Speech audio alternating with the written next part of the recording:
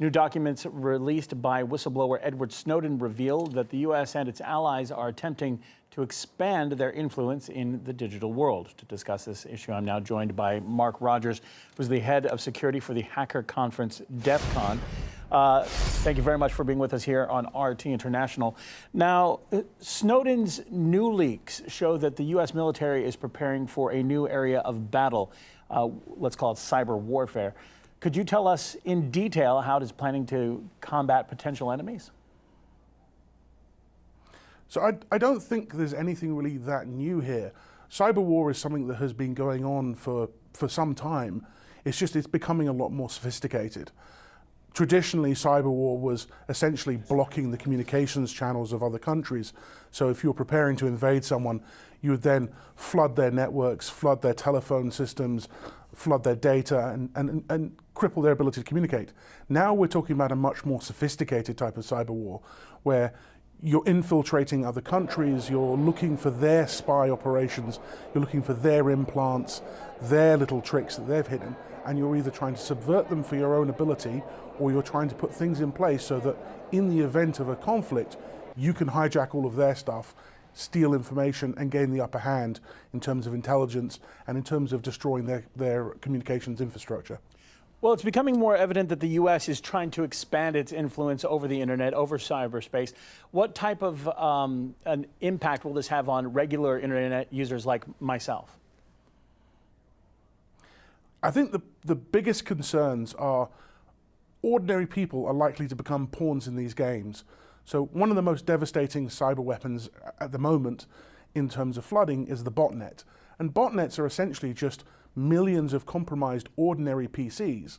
So there's a very strong chance that your ordinary desktop PC could become unwittingly the tool of a nation state using it to attack it. The other problem is that a lot of the tools that are being used to protect people, that security researchers and developers use to make sure companies are safe and use to make sure people are safe online, are going to start being seen increasingly as either weapons or assets needed to build weapons, and they're going to be restricted. And as these things get restricted, it means governments potentially become more secure, have access to more capabilities to be secure, but ordinary citizens lose that ability because people accessing these tools are now seen to be a threat.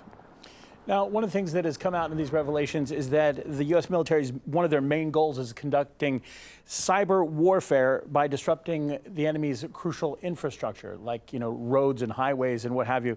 How legal is targeting an infrastructure, considering that's like a civilian tool or a civilian use? So there have been a way for these kind of tests to happen for a long time. We call them penetration tests, and in the commercial world, we target companies and we attack them like we are legitimate attackers, because ultimately, only by walking in the shoes of an attacker will you ever actually see how infrastructure stands up to it. So there are ways to do it, but when we conduct penetration tests, it's done with a very strict legal framework, and it's done with a lot of caveats and restrictions, because it's easy for a test like this to get out of hand and cause immense damage. When you start to scale this up to the size of a country, the mind kind of boggles a little bit as to how they can protect this and contain it. And I just do hope that they are looking to contain it, because there are secondary effects that could be terrible. For example, if you take out all the communications infrastructure in an area, what happens to emergency calls? Now, the United States obviously stepping up their game. What about other countries and other entities basically in response stepping up their game as well, whether it be offensive or defensive, to try and enhance their cyber capabilities?